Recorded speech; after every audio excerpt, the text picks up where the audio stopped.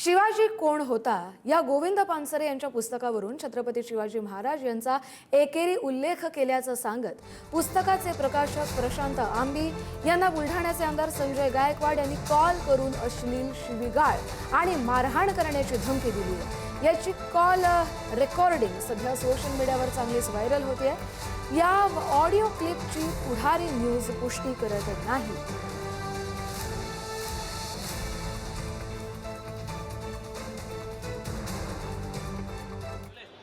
आमदार संजय गायकवाड बोलतोय बुलढाणा। हा बोला।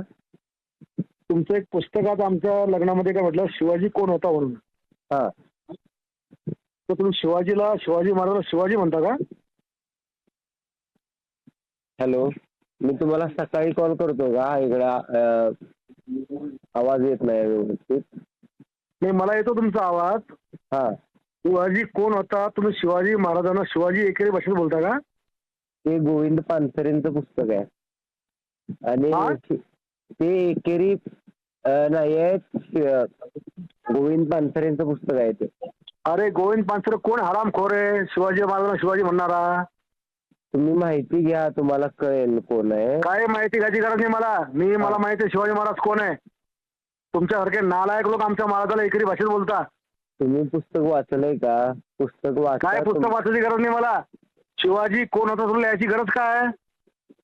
मी काय सांगतोय की आराधर करण्यासाठी नाही लिहिलेलं, तुम्ही पुस्तक वाचा, तुम्हाला आम्ही कळून जाईल। पुस्तक नाही, आम्ही पुरा इतिहास वाचला। आम्ही मराठा आहे, त्याचे वंशज आम्ही। छत्रपती शिवाजी महाराजांचा गौरवशाली इतिहास आणि त्या इतिहासाला छेडछाड करून एकेरी भाषेत प्रत्येक पानावर शिवाजी कोण होता, शिवाजी क्षत्रिय होता की नव्हता, शिवाजी मराठा होता की नव्हता, 96 कोळस होता का, अशा प्रकारचे अनेक बिछूट प्रश्न याच्यामध्ये उच्चारलेले आहेत। त्याला मी जीभ हासडायची जी काही भाषा वापरली, 100% अशा माणसाची जीभ हासडलीच पाहिजे।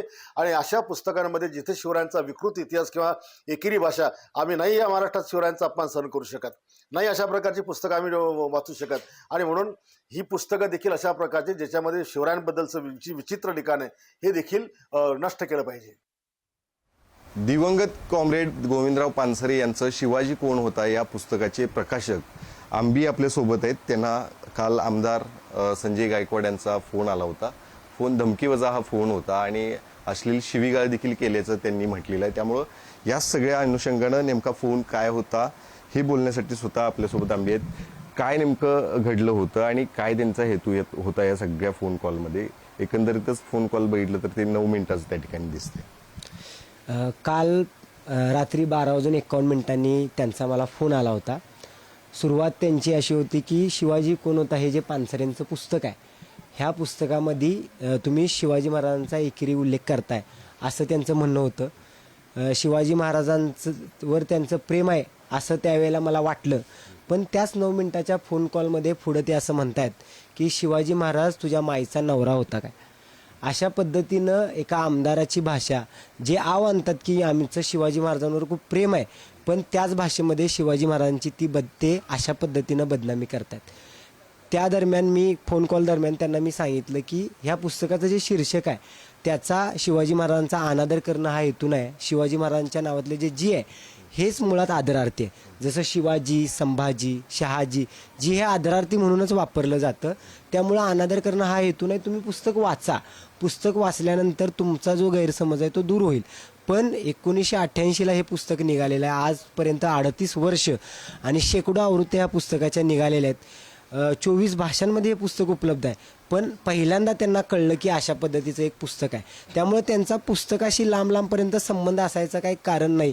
त्यामुळं पुस्तक वाचणं हा पर्याय त्यांनी सोडला आणि मला शिवीगाळ करणं, मला तुझी जीभ कापून टाकतो, तुला घरात घुसून मारतो, अशा धमकीचा पर्याय त्यांनी निवडला।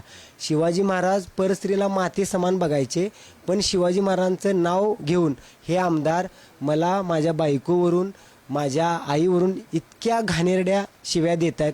ह्यांची खरं तर शिवाजी महाराजांचं नाव घ्यायची लायकी नाही, कारण की शिवाजी महाराज जर आज असते तर अशा आमदाराला शिवाजी महाराजांनी तोफेच्या तोंडी दिलं असतं। त्यामुळं त्यांनी जी मला धमकी दिलेली आहे त्या धमक्यांना मी भीक घालत नाही। आम्ही अशा धमक्यांना ह्या अगोदरसुद्धा घाबरलो नव्हतो। ह्या लेखकांनी, पानसरेंनी तर स्वतःचा जीव दिलेला आहे। त्यामुळं आम्ही सुद्धा पानसरेंच्या मुशीत तयार झालेले कार्यकर्ते आहोत. आम्ही असल्या धमक्यांना भीत नाही. इथून पुढे सुद्धा अधिक वेगानं हे काम आम्ही करीत राहू. आम्ही काल राजारामपुरी पोलीस स्टेशनमध्ये जाऊन त्यांना पोलिसांना हे कॉल रेकॉर्डिंग वगैरे ऐकवलेलं आहे.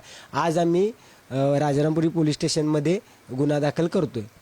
नेमकं त्यांनी घरात घुसून या ठिकाणी येऊन मारू असं देखील म्हटलेलं आहे. काय त्यांना खरं तर या सगळ्या पुस्तकाच्या माध्यमातून तुम्ही आता आवाहन करणार आहे? कारण अशा पद्धतीनं शिवाजी महाराजांचा अवमान देखील केल्याचं तुम्ही कॉल रेकॉर्डिंगमध्ये त्यांचं आहे असं सांग. खरं तर आमदार संजय गायकवाडांनी हे लक्षात ठेवलं पाहिजे की या देशामध्ये लोकशाही आहे आणि हा जो देश आहे हा संविधानाने चालतो. त्यामुळं घरात घुसून मारतो, जीभ कापतो, अशा पद्धतीचा जो सत्तेचा माज आहे तो या देशातली जनता नक्की उतरवेलच, पण तो माज त्यांनी सोडला पाहिजे. नाहीतर एक दिवस असा येईल की लोक त्यांना रस्त्यावर आणतील आणि त्यांचा माज लोक उतरवतील.